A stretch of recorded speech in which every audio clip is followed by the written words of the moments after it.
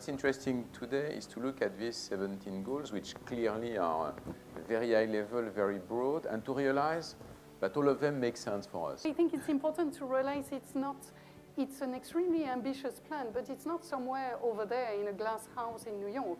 It's actually your action plan, and now that it has been adopted, it's a question to act on it, implement it. The developed economies and the emerging economies will have to do something to address their global footprint. Now again, that sounds like a duty, but in fact it is an opportunity, and that's where companies like Solvay come in. It is a massive business opportunity. If we wait for the regulation to move, we are far behind the competition and far behind what our customer wants and what our environment wants. So we estimate that in the financial data, the way they are produced today, the financial data can only show 50% of the risks companies are facing.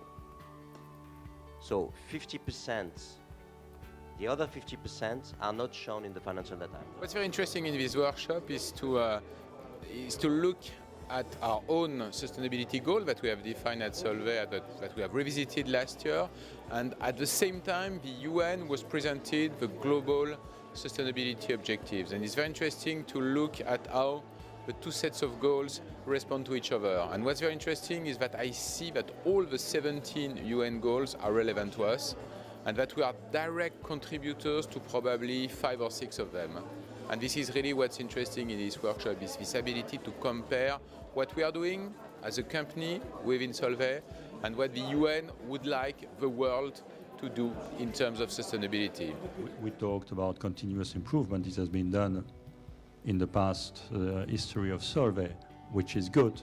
We need a step change now. The challenge, climate change and others, are such that yes, we need significant change in the way we innovate, in the way, and go much faster to answer to these challenges of tomorrow. We need to put pressure into the system, and I would say that indeed, well, back decades ago, Greens and Solvay were probably arch enemies, no longer, of course, because I do believe that what you guys are doing is serious business, and you mean it. The SDG for me is also a framework for innovation, because not all innovation is sustainable.